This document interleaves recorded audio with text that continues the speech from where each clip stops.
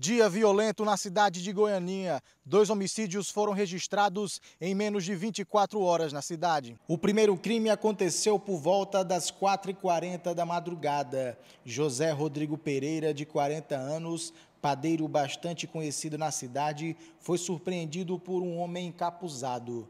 A vítima foi atingida por disparos e ainda recebeu golpes de facão. O segundo homicídio foi registrado no início da noite, por volta das 18 horas.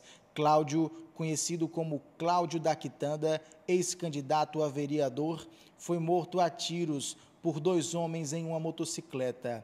Ele também foi pego de surpresa e não teve chance de reação. A população está aterrorizada com 2 crimes bárbaros que têm características de execução e aconteceram em menos de 24 horas na cidade.